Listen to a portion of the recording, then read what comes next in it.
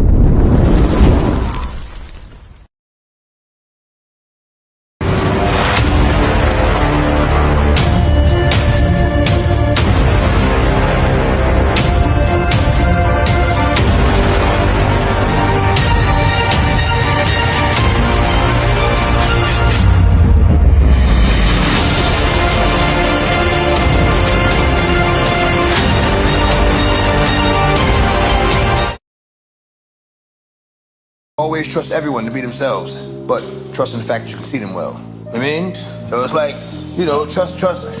It takes too much energy to not trust someone. I mean, it takes too much energy. You always gotta stay 2 steps ahead of them or whatever. Right. But trust them to be them. Right. To be themselves. Trust the snake to bite you. Right. Trust the lion to laugh. Trust the thief to steal from you. Like, trust them to be them. Too. But know them when you see them. Get your copy of Fire. It's definitely a must-read. If you enjoy hood books, this one is it. Just like the title of the book, it's officially fire. Get it on Amazon, paperback or Kindle.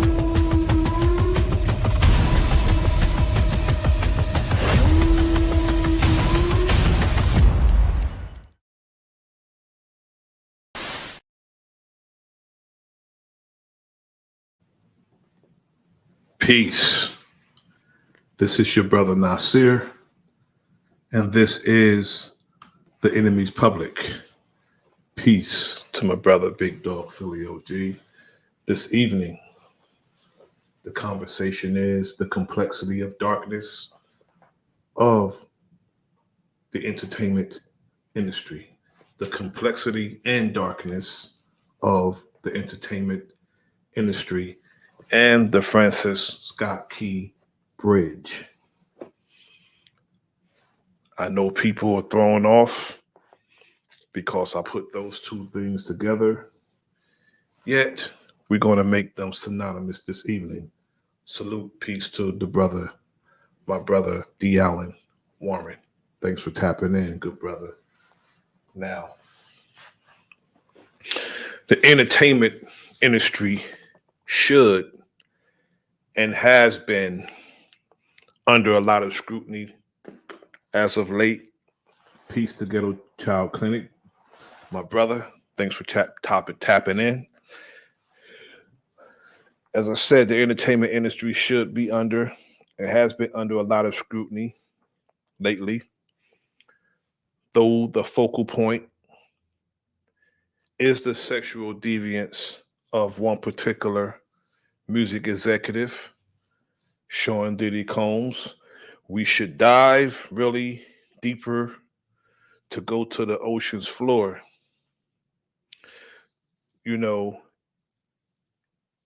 About what's going on.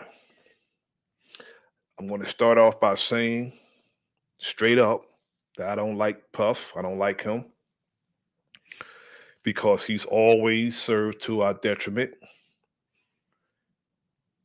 He's been exploited as an intern, and so he feels that he can out-exploit those who have exploited him. He's just as a detriment to our people as any other culture vulture who have taken talented people, drained them out their talent, and then threw them away like worthless trash. When I seen Diddy send young people across the Brooklyn Bridge to go to Junior's to get him some cheesecake, that was a further confirmation that he is a total piece of shit. And just think, the only successful person to ever be associated with Bad Boys, his record label, It's Diddy himself. The locks, excuse me, they got away from him. Faith Evans got away from him. 112. Where are they? Carl Thomas got away from him. Where is Shine? Where is Total? Black Rob, Craig Mack, Biggie. We know what happened to them. They all passed away. Concerning Black Rob and Craig Mack, you think that someone who was living good and because of these artists that he would be sure that they had adequate health care, but that's too much like right for a scumbag like Diddy. Yet the sexual exploitation of grown men and women, as messed up as it is, they had a choice. The easiest and the hardest word to say is no. Only got two letters, only takes a second to say it.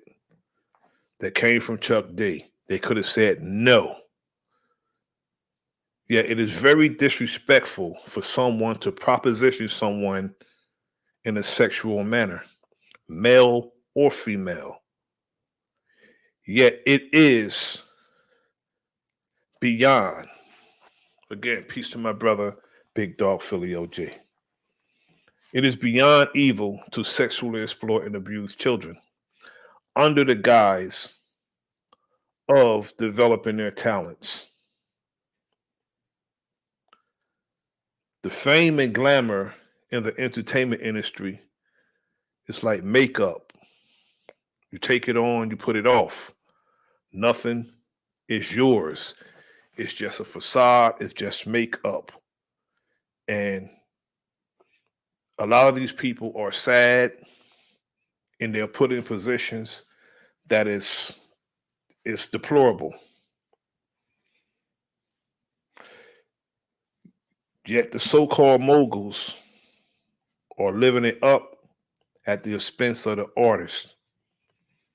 Now, back in the 90s, Wendy Williams had been trying to warn us about that dude Diddy, Puffy at the time, since the 1990s. She's been trying to warn us. Back in the 90s when she was on Hot 97, my team, whenever she came to the area, we secured her. And she used to tell us all the time. She used to talk to us about Puffy all the time. How wicked he was, or how he exploit people.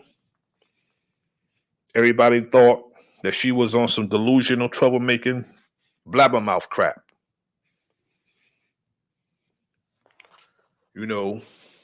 Diddy was exploiting the same exact people who he sent to threaten her. Some fellow Jersey girls went to Wendy Williams at Puffy's request and threatened her while he was exploiting them as artists.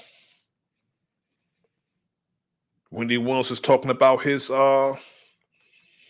extracurricular activities. She tried to tell us about that. But none of us back in the 90s, none of us can perceive. We couldn't have perceived or conceived a gay rapper. We wasn't even thinking about that. But someone's sexuality is something that I don't give a damn about. I just don't want them to bring that crazy shit around me. It should be private. Anyway, peace to my brother, Mr. West. Always a pleasure having you around, brother. Someone's sexuality should be private. But it's the sexual exploitation and compromising of children that is my concern. And the sexual exploitation of even the grown people is, is compromising and it's wrong. Yet grown men and women should know how to say no and not go down to get down. They shouldn't do that. To be put in compromising positions to get a record deal, or after being drugged at a party. I have a problem with that. I try to look into the minds of the wicked so-called elites in the entertainment business and politics because they're all intertwined. As much evidence that was gathered on Diddy, them devils would save him to save themselves. Yet because he's not one of them, he's only an industry puppet who has a temporary executive status. They would do him and get rid of him. Now, because if you start talking about I'm taking somebody down with him, you start having that sentiment, he's a goner. He's done if you start talking like that or even behaving like that. Now, Diddy always thought he was big. And they made him that way. They made him think it because he was dealing with his own people in such a manner. That's the reason why they made him as big as he is, because he was exploiting his own people. He was dealing with his own people in such a deplorable manner. They made him think that he's as big as he is. Peace to my brother, the realest McCoy. Thanks for tapping in.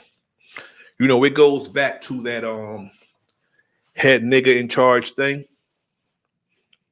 A nigga is only in charge in the absence of his boss, which is why I never use that term, head nigga in charge, because of his origin.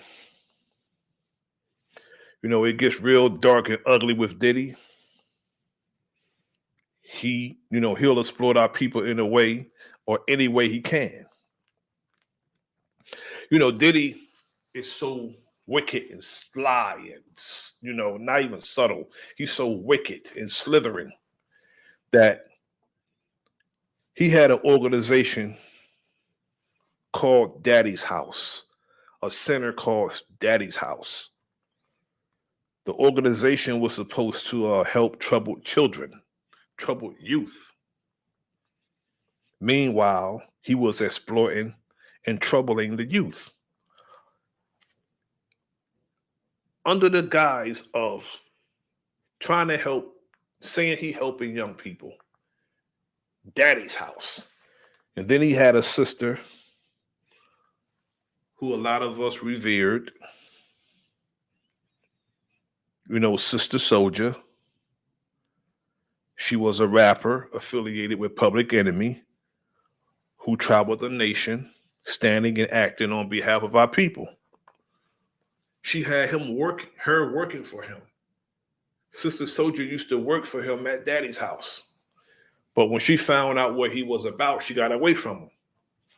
Because, he did a lot of things under the guise of acting like he was down and helping our people. He was as wicked as any white man who exploited our people. Now, again, he's slithering. At least he's trying to be. And then he used a name like Revolt to sound revolutionary, to call his network channel Revolt. When you hear the word revolt, you think about something revolutionary, being a rebel. He named his channel that to make it sound like he was down with our people. He allowed several platforms on the channel, several events on the channel that concerned our people to make it seem like, again, seem as if he's down. Meanwhile, serving to the detriment of our people. You know, he's given T.I. a say, Killer Mike a say. He gave Tamika Mallory a say. He even gave Candace Owens a say. Being the distraction that he is, that's what he was doing. He'll have a program on his network roster called Drink Champs, where he'll go anytime he wants. He goes on that program anytime he wants because it's on his network. Well, his former network. Excuse that noise. That's my motion sensor. Let me turn this down real quick.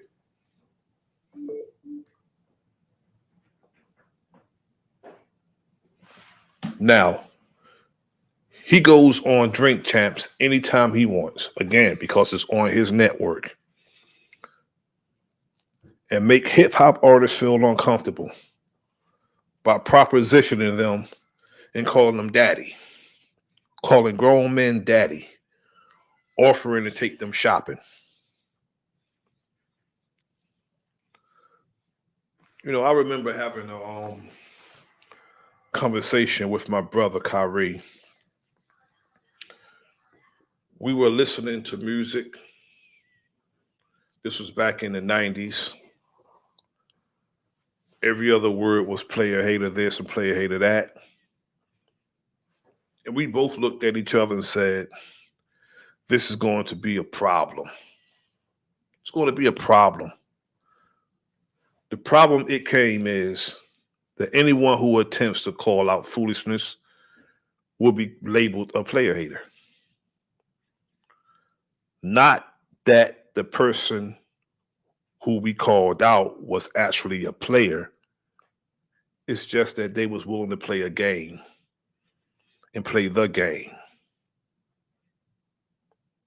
If they're willing to play the game, whatever game that is, and we call it out, we get labeled a player hater just for calling out the foolishness. And that was used to discourage people from calling out the foolishness. You know, some would say that being called out, you're hating because I'm successful. Even if they became successful by doing wickedness, they don't want anybody saying anything about it. I.e., like a Tyler Perry, running around for over 2 decades in a dress. But he'll say somebody's hating on him because he's successful. If we say something about him running around in a dress, he'll say we're hating. Now, sex trafficking is a deplorable act that is a norm for the so-called elite. When Homeland Security raid your home because of alleged sex trafficking, this means that the matter is international, meaning that the trafficking has gone beyond the borders of the United States to and from, which brings me to the bridge. Now, I want to ask a question. If you can't participate, peace to the brother Jaguar, Jared Jaguar. Thanks for tapping in, my good brother. I need a little participation. Has anyone ever seen the second season of The Wire? Can you please put a 1 in the chat? Has anyone ever seen the second season of The Wire? Put a 1 in the chat if you've seen that. Please.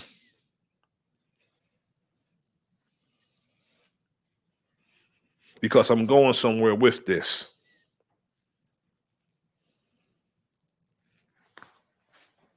Because first, that bridge that they say collapsed in Baltimore, my critical thinking make me ask the question, why is there only one camera angle at an international seaport? That makes me wonder, because that's an international seaport where goods are coming in and out of that seaport all day and night. Now, I guess I'm the only person who's seen the second season of The Wire. But anyway, um, Baltimore police, McNulty, found a girl floating in the river, and it turned out to be more of an evil situation. Then, when Port Police Officer Beatrice Russell on The Wire looked inside a container, she found dead female bodies inside the container. They had been trafficked for sex at the Baltimore seaport. Now, mind you, that bridge that got hit and fell is in Baltimore. The same kind of ship that was carrying the same kind of containers that they said crashed into the bridge in Baltimore. You know, the Francis Scott Key Bridge. You know, everybody know that he wrote the Star Spangled Banner, Francis Scott Key. Should have never had a bridge named after him in the first place.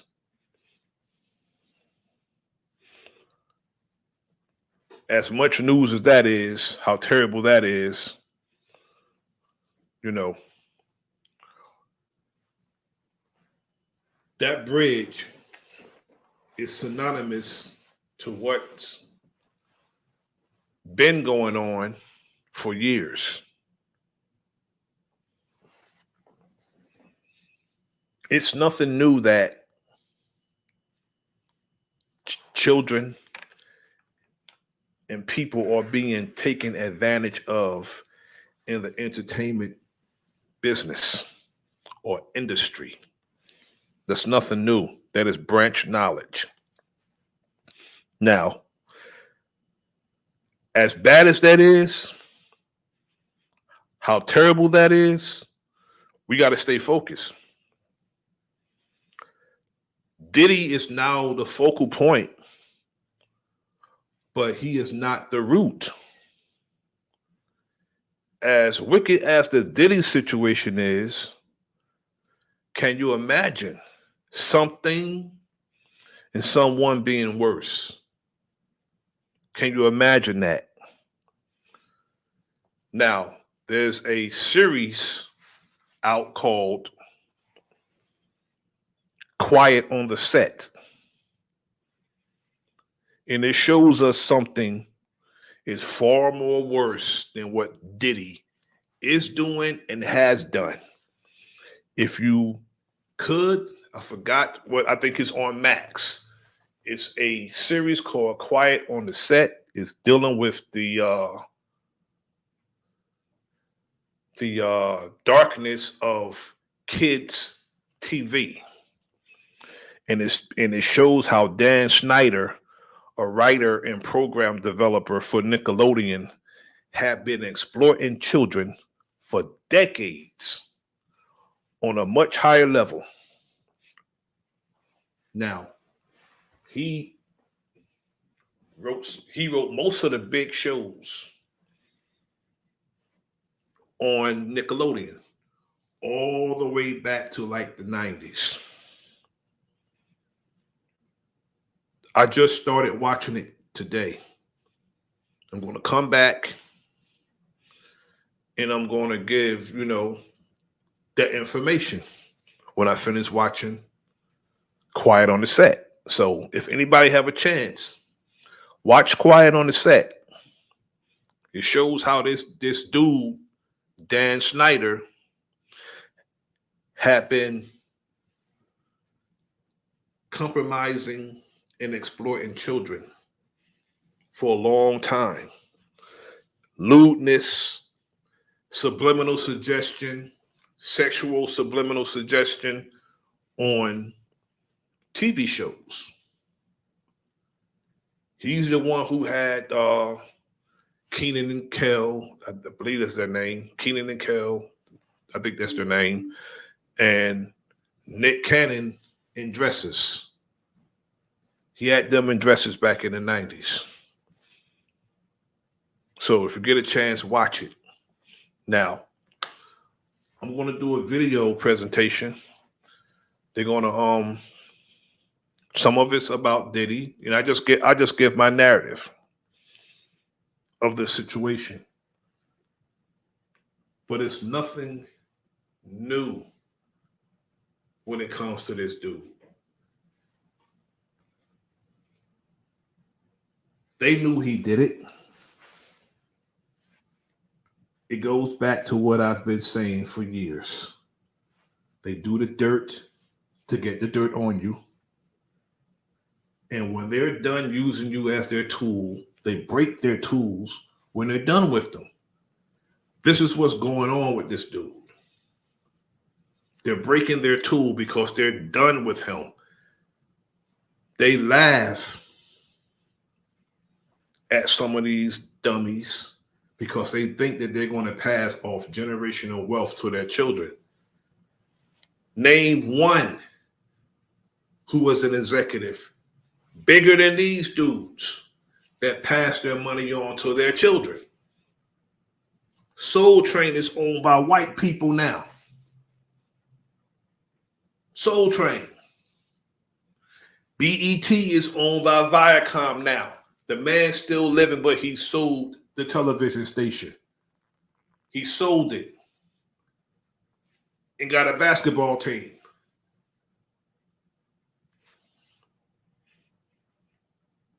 How many of us who have had or aspired to have something bigger than being an artist did it, but ended up dying because they either tried, they did it, succeeded, but they was penniless when they died. They told us Don Cornelius took his own life. I don't know if that's true or not, because those people do lie.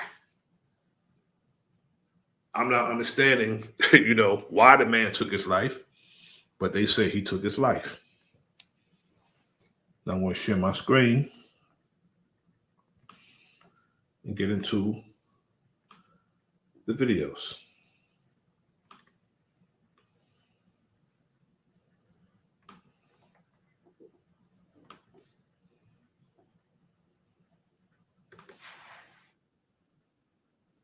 The alleged victims of Diddy have been talking a lot.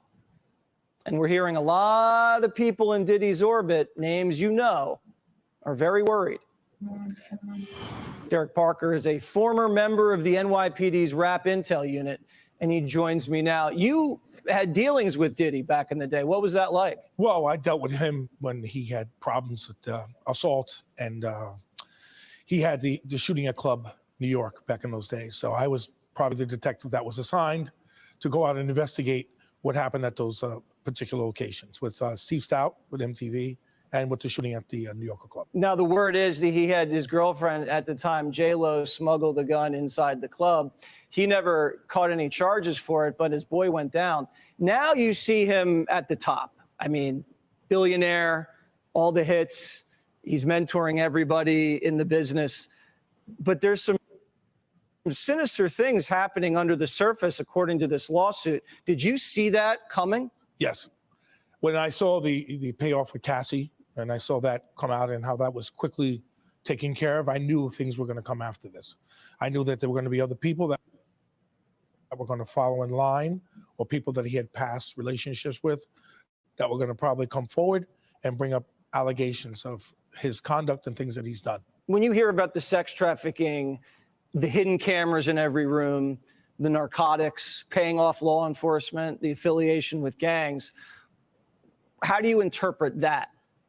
Well, that's an allegation that someone else made about what happened. Right. The guns and the narcotics and things like that, these things happen in this business. It's out there in the hip hop world. I mean, I've come along a lot of cases where I've had rappers involved in drugs and guns and things like that. So I'm not surprised by that. But the government took a big step in waiting on this to come out and do this. They had this planned. Believe it or not, this is planned. I think even tonight, Diddy's girlfriend, Young Mommy, was caught distributing drugs. So she's been labeled as indicated in the federal report as supplying drugs. They count and paying people off. So this is only the start of this investigation. Your search warrant, now this comes out. Now there's going to be other things that's going to come out. Why do you think the feds waited this long? Because this has been going on, according to these complaints, for a long time. What triggered this? Did he cross someone? Because the feds are in cahoots also. We can't trust anything that any of these people say, including the feds, because unlike you and I, regular folks, when something like your house being raided, they'll call his lawyer and say, well, they're about to come to your house to give you the up on what to destroy in the event they come to your house or before they get to your house. Yes. What happens is that the feds have developed cooperators, people that were affected by him or had some ties with him, where they had some criminal activity, and they came forward and they give information. So the feds wanted to go in and they wanted to gather everything they could so they can present a tight case. And that's what they're doing right now. This is going to be a tight case, we're hearing? Yeah. Okay. Thank you very much, Derek, and thanks for all of your expertise. You're welcome. Hey, Sean Hannity here. Hey, click here to subscribe to Fox News YouTube page and catch our hottest interviews and most compelling analysis. No, we're not going to do that. Now we're going to go to every celebrity who warned people about Diddy.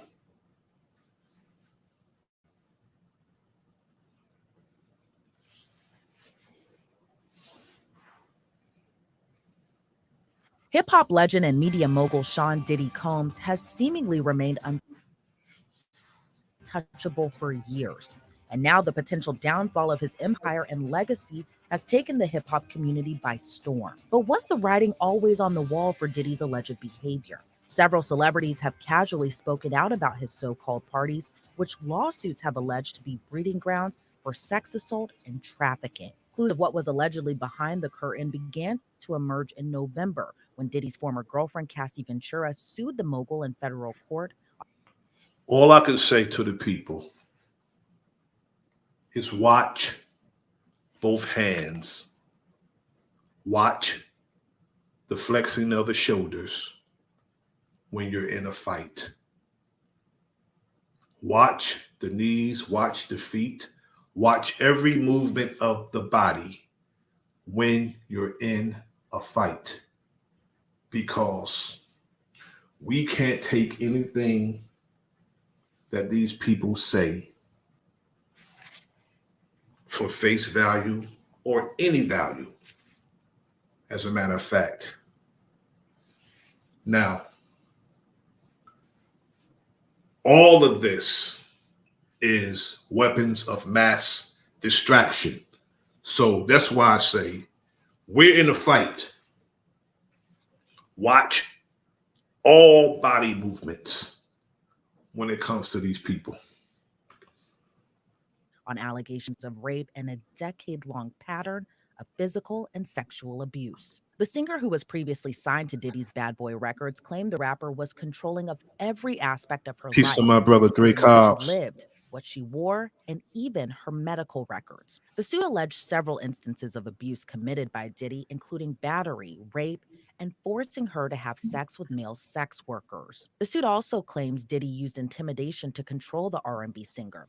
including allegedly having someone blow up another rapper's car after Diddy learned he was interested in romantically pursuing Cassie when they were on a break period from their relationship. The suit also alleges Diddy became violent, beating Cassie multiple times each year. In one instance, Diddy allegedly pushed her into a car, then proceeded to kick her in the face repeatedly. In another claim, an intoxicated Diddy allegedly gave Cassie a black eye after she tried to leave a hotel room.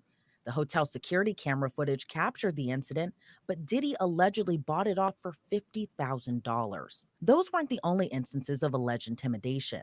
The suit claims Diddy dangled Cassie's friend over a 17-story balcony and asked her to carry a gun in her purse. According to the suit, Cassie never went to the police and tried to leave their relationship multiple times, but was too afraid. The suit stated several Bad Boy Records employees turned a blind eye to the physical abuse and beatings Cassie allegedly endured, but no one spoke out in fear of their boss. According to the suit, Diddy supplied Cassie with different drugs, including ecstasy and ketamine. The suit claimed Cassie suffered from memory loss from the constant substance abuse during her relationship with Diddy. The documents also say her MRI results were sent directly to Diddy. The suit was ultimately settled a day after it was filed for an undisclosed amount. Now that she got away from him, she need to go after that doctor because that is undisclosed information. And the fact that the doctor sent it straight to him, he violated all the ethics when it came to being a doctor. When Diddy's Los Angeles and Miami homes were raided by Homeland Security this week, the singer's attorney released a statement saying, quote, "We will always support law enforcement when it seeks to prosecute those that have violated the law. Hopefully, this is the beginning of a process that will hold Mr. Combs responsible for his depraved conduct." It wasn't the only instance a former girlfriend of Diddy's came forward alleging Peace, McCray 1000. Thanks for tapping in. instances of abuse. Diddy's ex-girlfriend Gina Hunn said in a 2019 interview, Peace to my kinfolk, JJD Enlightening One. Salute, family. with controversial blogger Tasha K, that Diddy allegedly stomped on her stomach and punched her in the head during one incident. Hun reportedly dated Diddy when he and Cassie were on and off. In the interview, she said she pleaded with Diddy to stop hitting her and said she couldn't breathe after he stomped on her stomach. Just like Cassie, she alleges Diddy was mentally, emotionally, and physically abusive during their time together, and claimed Diddy would compare she and Cassie, saying Hun is the bad one and Cassie is the good one. Hun did not take legal action against Diddy. However, her interview resurfaced around the web when Cassie filed her lawsuit against Diddy. And after this week's raid, previous celebrity interviews are also resurfacing and revealing more about Diddy's alleged conduct. In 2016, singer Usher, who had previously lived with Diddy when he was a teenager, told radio personality Howard Stern. Now we have to call the parents to task also, because there's no way he, at his age, Usher, or any other young artist should have been allowed to go and live with this man because he's a executive or music producer. It doesn't mean that this person, because he's a music executive or a music producer, it don't mean that this person is a good person. It don't mean that. And he was allowed to go from where he lived there, I believe. I don't know if he left Atlanta or Chattanooga to go live with Diddy in New York, but it should have never been allowed to happen. When he was in the studio, somebody should have been in the studio with him. That's a actual guardian, because Diddy wasn't a guardian because he wasn't guarding him. He was exploiting him. Stern, very curious things took place at Diddy's so-called Puffy Flavor camp. Usher, who was around 13 at the time, had moved to New York City and lived with Diddy, who was going by Puff Daddy, for a year. The idea to live with Diddy came from L.A. Reid, who was Usher's manager. Usher said he went to live with Diddy for a chance to see the lifestyle and referred to the time period as a wild and crazy time in the... L.A. Reid is another executive that exploited young artists. Now, it was his idea for Usher to go there. That's grooming. That's what that is. And also, it was L.A. Reid's office that Left Eye and her female goons went up because they wanted their money.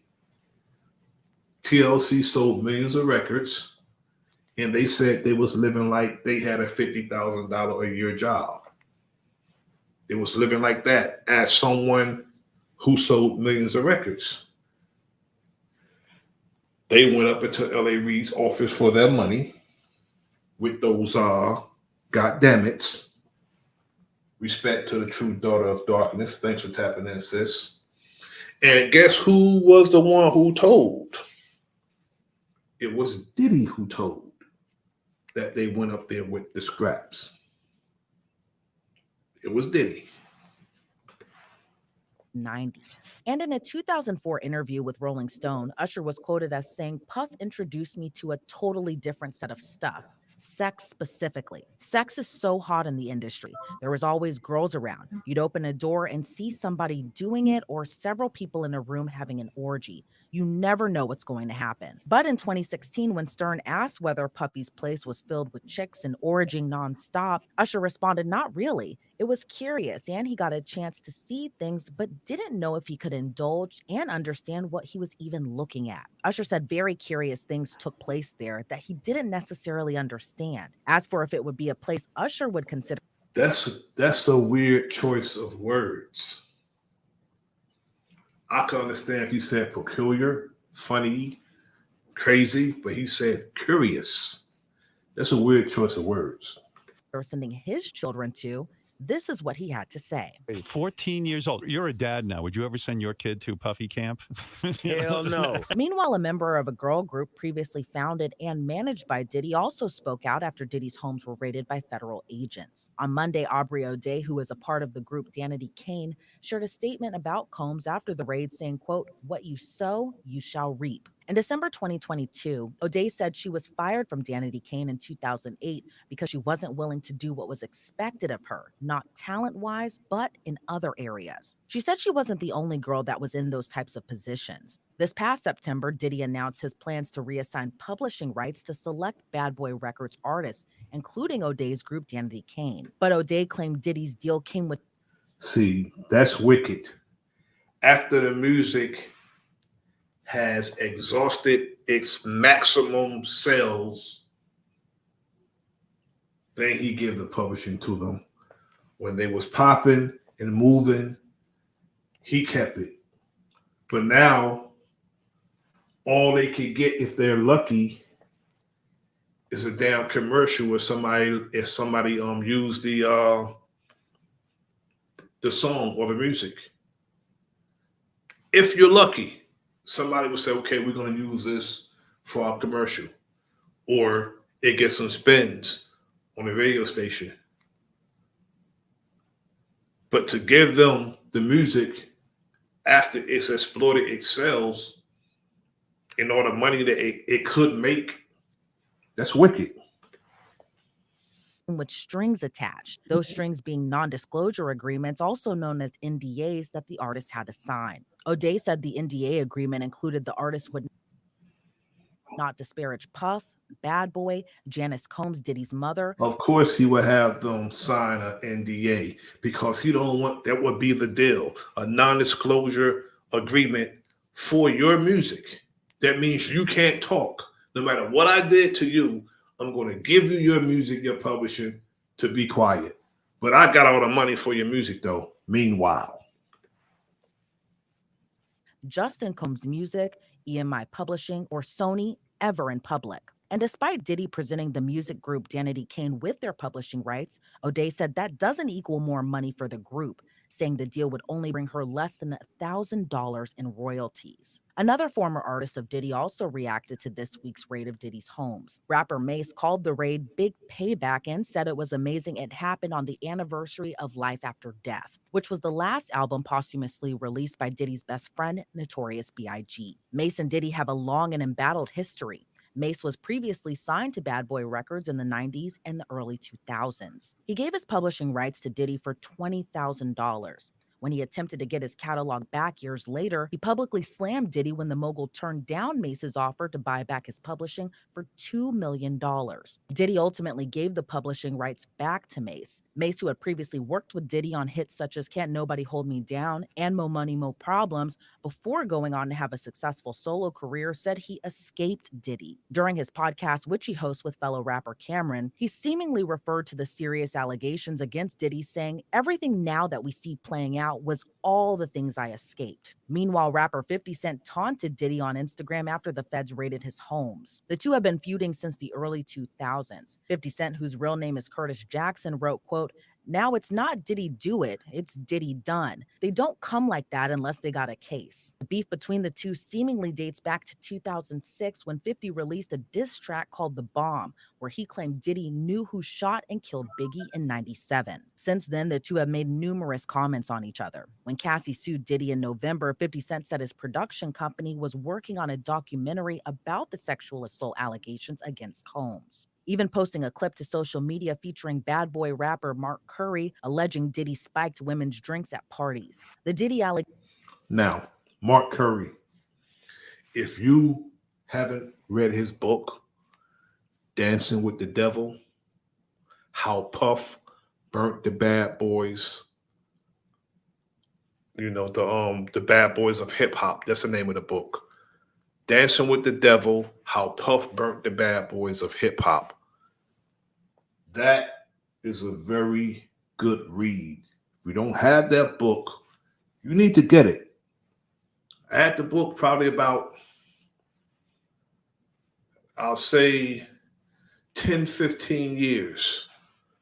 Need to get that book. That's a good book. allegations also ventured into the comedy world, where comedian Cat Williams also previously made comments about Diddy's alleged wild parties. In January, Williams spoke out about Diddy during Shannon Sharp's Club Shay Shay podcast. Williams said, "I gotta protect my integrity because if P. Diddy be wanting to party, and you gotta tell him no." And just weeks prior to the raid, music producer Rodney Jones Jr., also known as Lil Rod, filed a $30 million lawsuit against Diddy, alleging sexual harassment and threatening him for more than a year. According to the suit, Jones claims he was subjected to possible drugging and rape, ritual humiliation, and being cheated out of more than $50,000 for work on Diddy's album. The suit also names actor Cuba Gooding Jr. Jones believes Diddy was grooming him in an attempt to pass him off to Gooding, leaving the two alone in a... Now, this confirms what he was alleged. A few years ago, he was alleged that he was doing some deplorable things to women.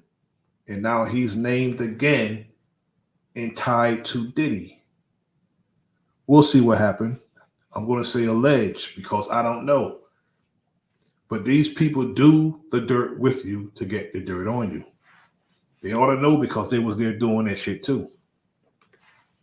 In a studio on Diddy's yacht, where Gooding is alleged to have groped and fondled Jones when the two were left alone. Diddy has denied Jones's allegations against him. Diddy's lawyer released a statement calling the allegations outlandish and accused Jones of lying. The statement reads, quote, "Lil Rod is nothing more than a liar who filed a $30 million lawsuit shamelessly looking for an undeserved payday. His reckless name dropping about events that are pure fiction and simply did not happen is nothing more than a transparent attempt to garner headlines." Lil Rod's attorney told Rolling Stone when Diddy's homes were raided, "It's about damn time. Sometimes justice delayed is not justice denied so long as justice ultimately arrives."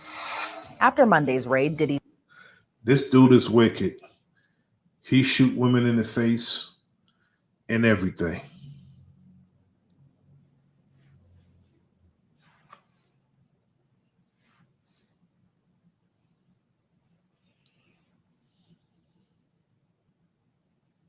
So I think we're about to see something on the level of Epstein, Weinstein to the power of 10.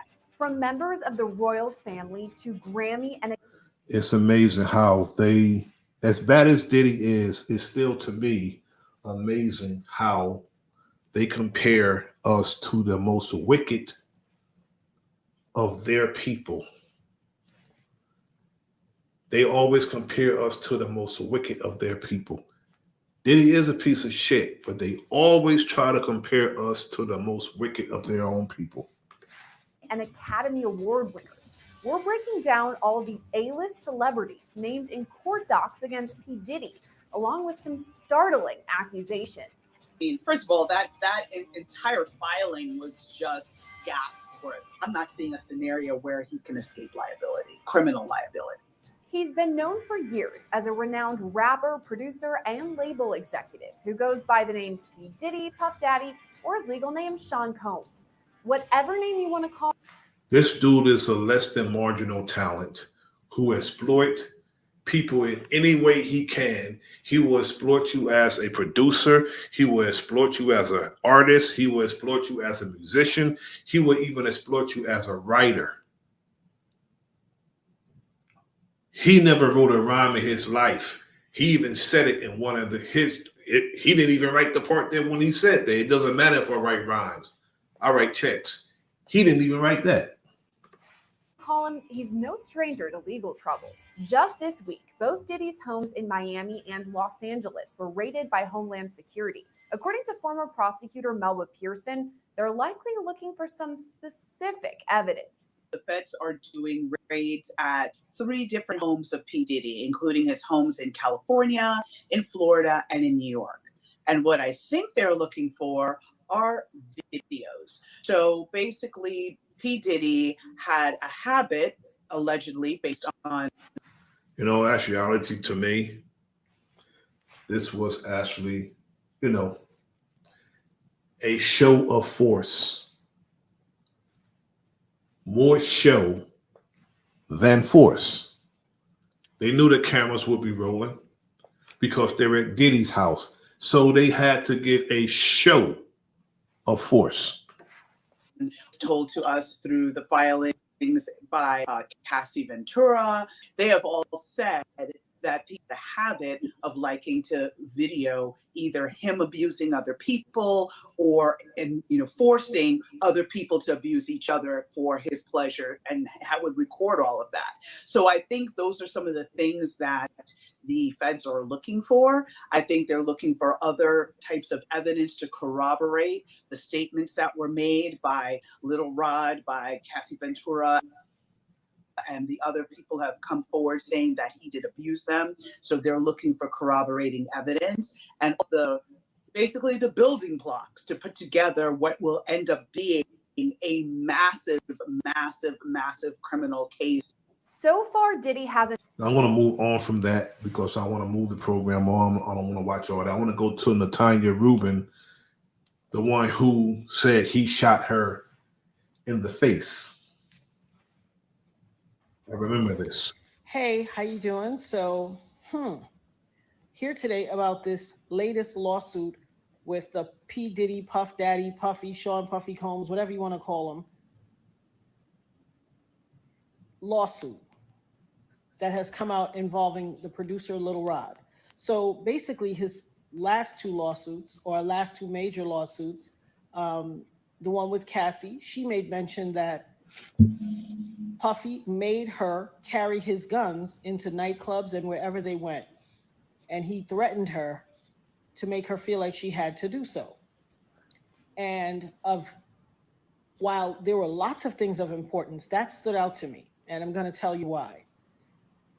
In this lawsuit with the producer Little Rod, they were both SA'd by him and threatened and physically harmed.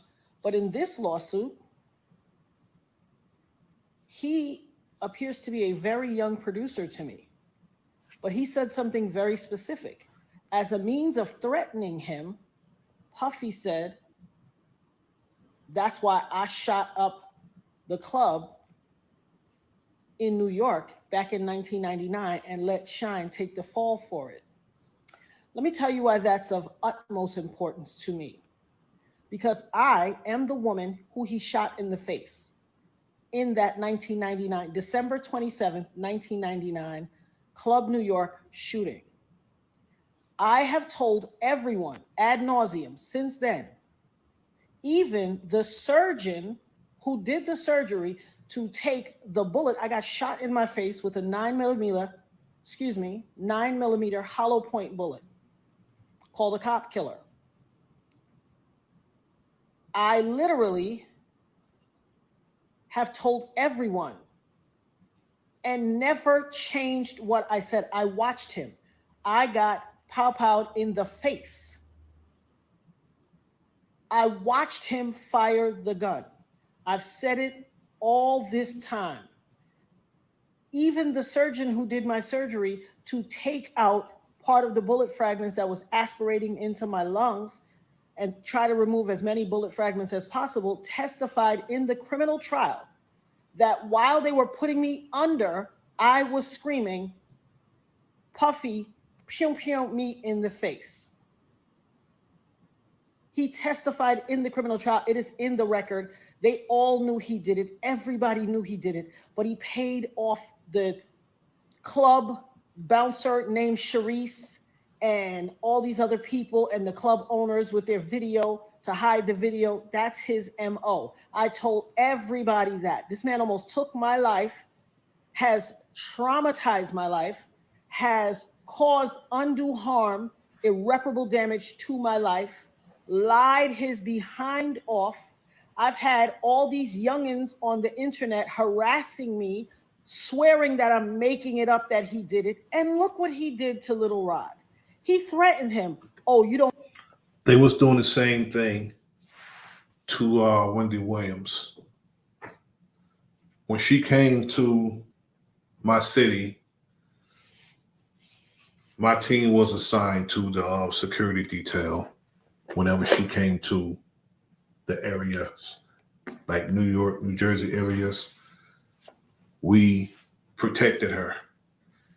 And we had to end the event abruptly because people didn't like her because of what she was saying. They were throwing stuff at her and throwing beer and drinks and all kind of stuff at her because of what she was saying about Puff back in the 90s.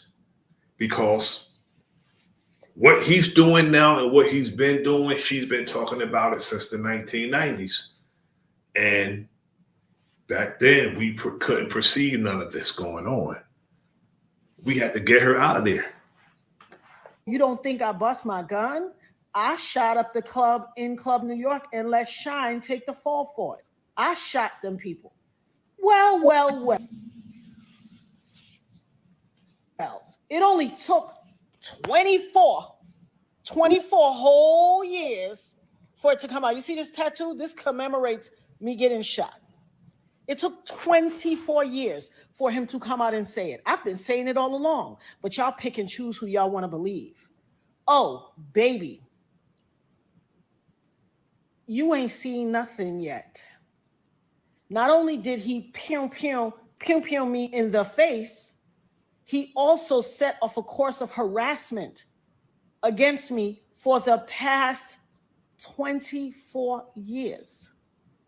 When I tell you the things I went through, there was a time in 2017 and 2018 where I got 7 flats on my BMW, 7, the same tire, in a 2-year span, 7 on the same tire, and they were all new.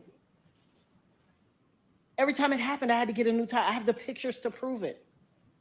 Harassing me. You want to know why? Because prior to Cassie, I was the only person to be victimized by him and then to successfully sue him and get paid. And he had to pay me out of his pocket. He has never gotten over that. Oh, baby.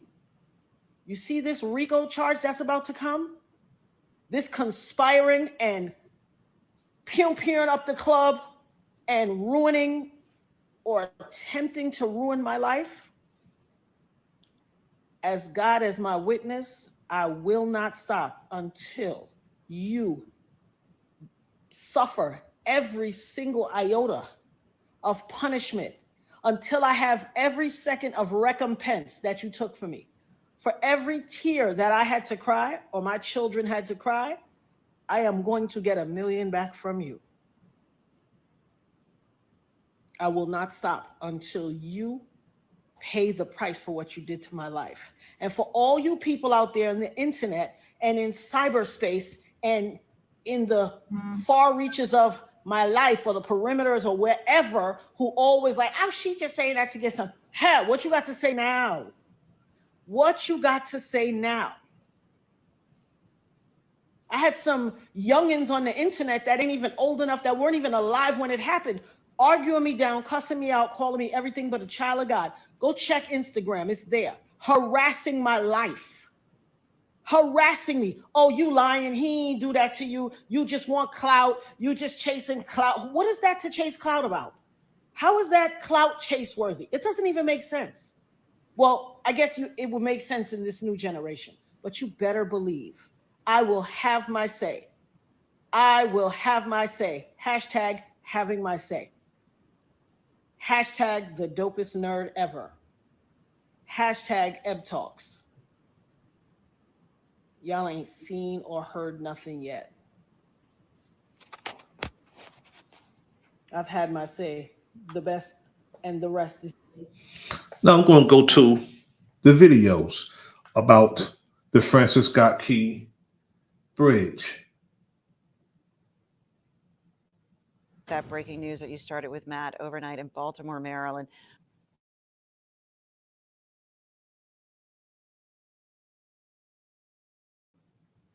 Down into the harbor. That large boat collided with the bridge around 1:30 this morning. That just sent the span rippling down into those freezing waters below. Authorities are trying to rescue. This looks like a toy. Now, again, this is an international seaport. And I'm wondering, why is there only one camera angle at this bridge? That's what I'm wondering. We can only see this camera angle of this collapsing at an international seaport that I know, or hopefully that is better secured than this. Goods coming in and out, to and from, all day and all night. But this is the only angle that we can see. At least 7 people who were doing overnight work on the bridge, they're believed to have been tossed into the waves. Fire crews say several vehicles hit the water, including one the size of a tractor trailer. Hoping people were able to get out of their vehicles when they got into the water. Divers have been dispatched into the water for what? And why was the boat all the way over there instead of under the lane where it's supposed to be passing through or passing under? It's bothering me, in this mind boggling, that the boat is all the way over there going towards the beam that holds the bridge up instead of being under, so it can go under the lane, directly under the bridge. As big as that lane is, I'm not understanding how that boat missed it and went all the way over to the beam like it was doing that on purpose.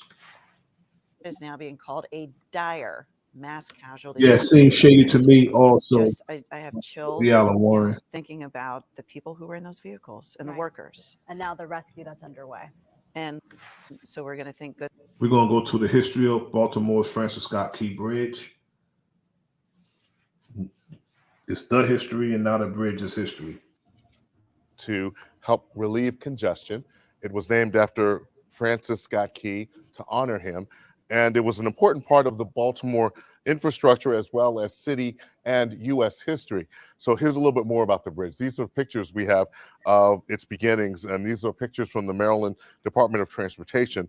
According to Maryland historians, construction began in August 1972, and it officially opened to traffic on March 23rd, 1977. According to Preservation Maryland, the bridge was considered a major milestone in developing Maryland's highway system as it completed the Interstate 695 circuit around Baltimore. The cost to build, $100 million. The span of the steel truss bridge had 4 lanes and stretched 1.6 miles over the Patapsco River. It just had its 47th anniversary.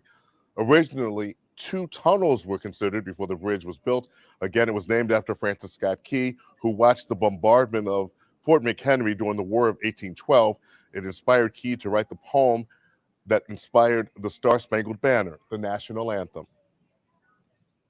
It's named the Francis Scott Key Bridge because it's believed that Key was about 100 yards away from it when he penned what would today become the Star-Spangled Banner back in September of 1814. And then on the other side of it is Fort Carroll, which you can see, which is a historic fort down below it. So it's a very historic part of the harbor. And it was from there that obviously not only today can you see Fort McHenry, but it was visible to Francis Scott Key, which is why it's named in his honor. And Preservation Maryland's Nicholas Redding says that the impact of what's happened is profound and that this impacts everyone in this area, actually all over the country, and it also impacts those families who've lost loved ones who were on that bridge. Reporting live from the newsroom, Barry. Now we're going to hear an engineer react to the Baltimore Bridge collapse. This is a bridge engineer speaking about the collapse of the Francis Ken Davis. He Bridge. is a structural engineer and owner of KH Davis Engineering Consultants in Toronto. Ken, as Tony Grace was just reporting, this cargo ship struck the bridge early this morning, but we heard from officials there that this bridge was up to code, that there were no structural issues with it. So how does a bridge nearly 3 kilometers long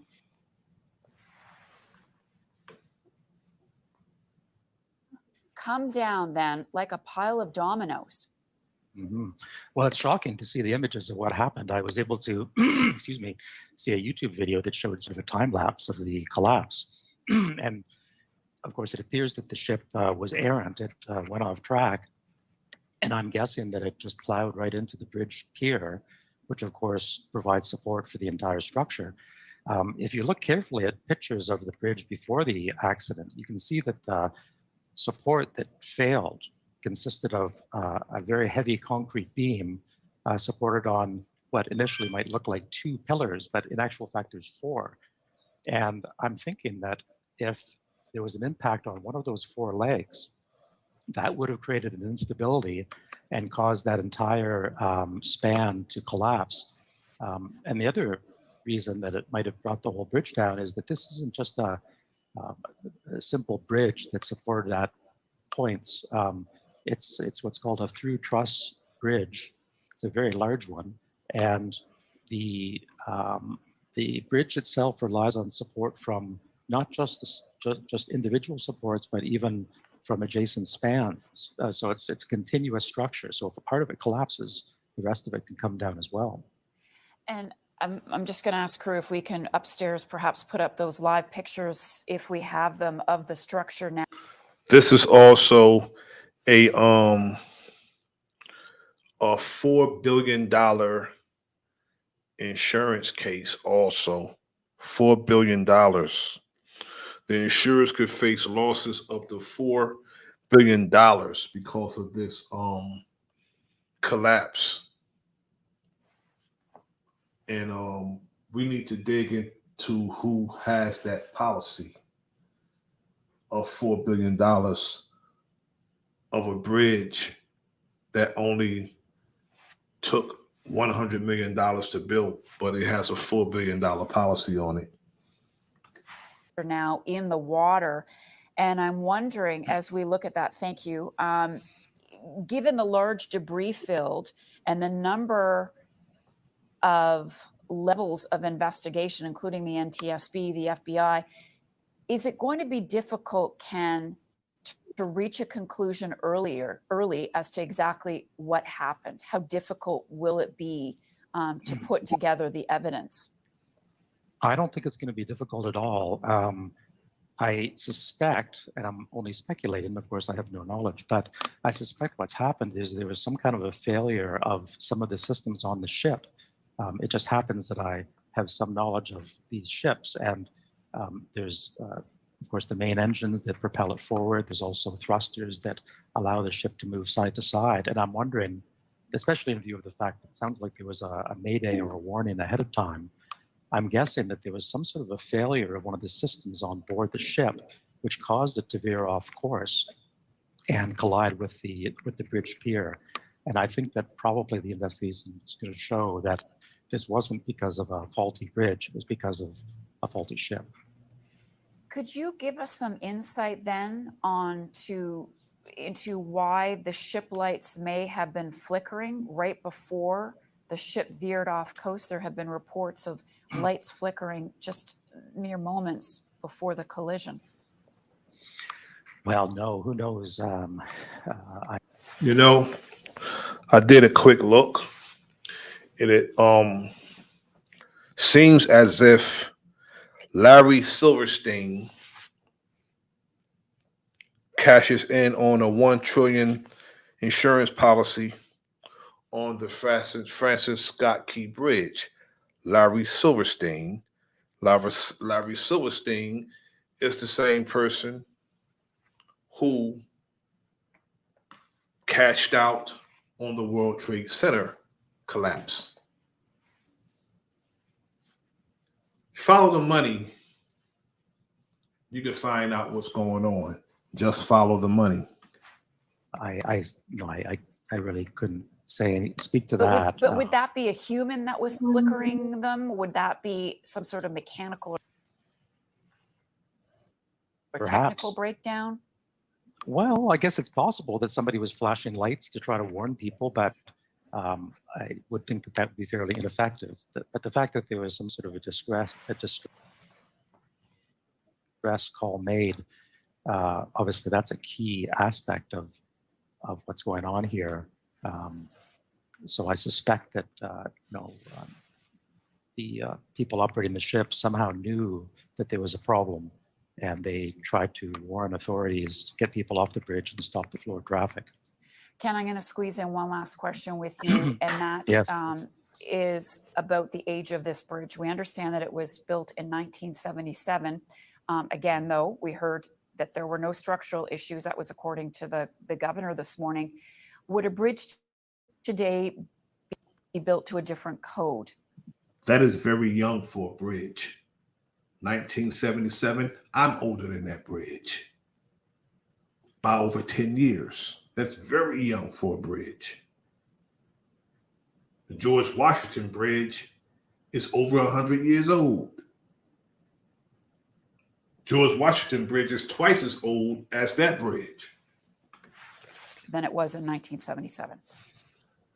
Well, the current code would surely be different than it was in 1977. One aspect to this that occurred to me was that, back in 1977, the container ships were not as large as they are today. And I Googled, just out of my own curiosity this morning, it would appear that back in the 1970s, these container ships were far smaller than they are today. I think today they're probably more than double the size that they were in 1970 when this bridge was built.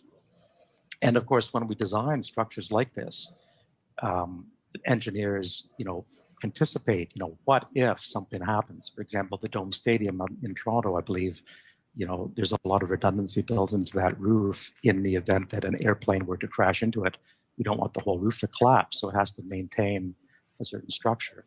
So in the case of a bridge like this, you would expect that you'd want to design the supports. So a 92-year-old man gets to collect the insurance policy for a bridge to be able to carry a certain amount of impact.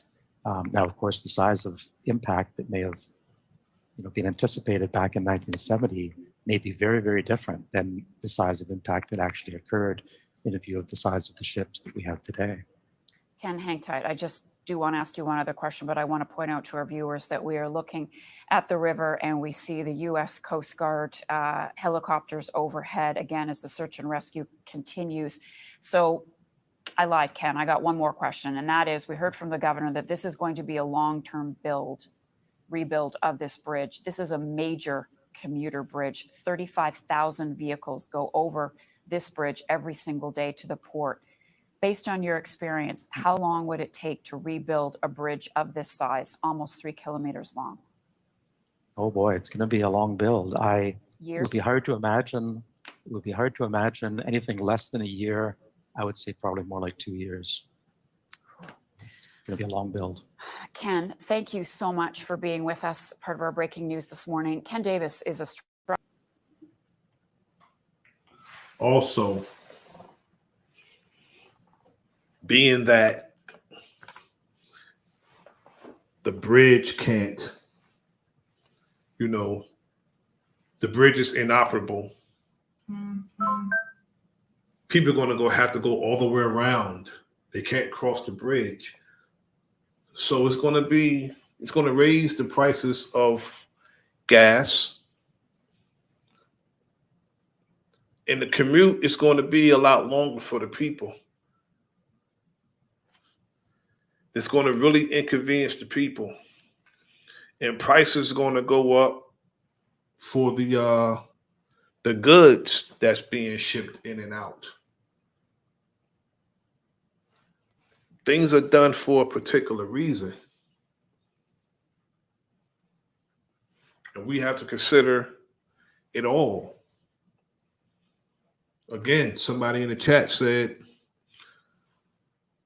a lot of what they do and say are opposites, and that's easy to believe because of their ongoing behavior.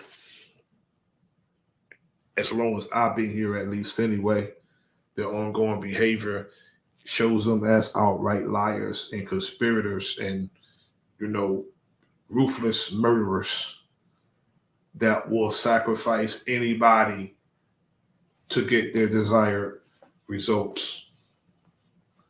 Now, I'm going to leave this right here. And again, I'm going to come back after I'm done with the Quiet on the Set documentary. And I want to go into that because, again, we have to be mindful of the weapons of mass distraction. Watch both hands. Watch the whole body as it's moving while we're in this fight. Because I always use this analogy. Sugar Ray Leonard used to wind the back hand and hit you with the front one. So you have to watch both hands to be sure you're not hit with neither one of them. I want to thank all of the family members in the chat for tapping in with your brother this evening. My brother, D'Allen Warren. My brother, Jared Jaguar. My brother, JJ the Enlightening One. My brother, Mr. West. My brother, the realist McCoy. My sister, the true daughter of darkness. My brother, Big Dog Philly OG. My brother, Dre Cobbs. Did I say my brother, Mr. West? If I did, I'm saying it again. My brother, Mr. West. I want to thank you all for joining the brother this evening, hanging out with me for a little while. It's greatly appreciated. I want to leave this right here.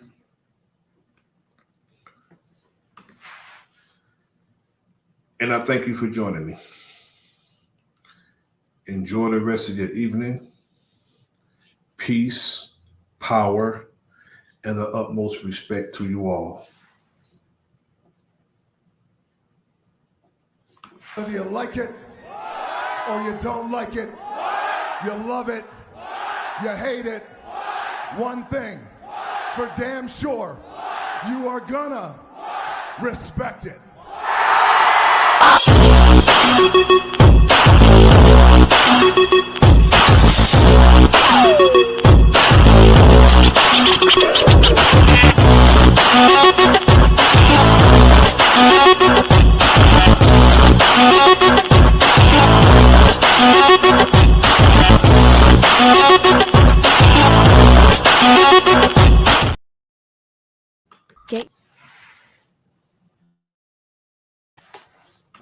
Get your copy of Fire. It's definitely a must-read. If you enjoy hood books, this one is it. Just like the title of the book, it's officially Fire. Get it on Amazon, paperback or Kindle.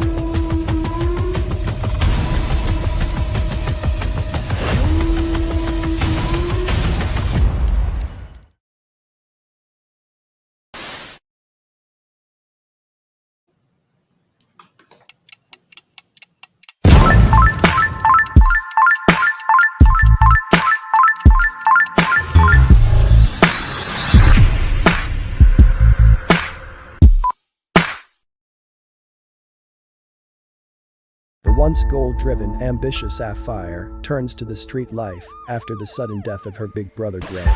Dre's best friend Devontae tries to honor his homeboy's last request of looking out for his baby sister. A rebellious Sapphire makes it very difficult for Devontae to carry out his promise.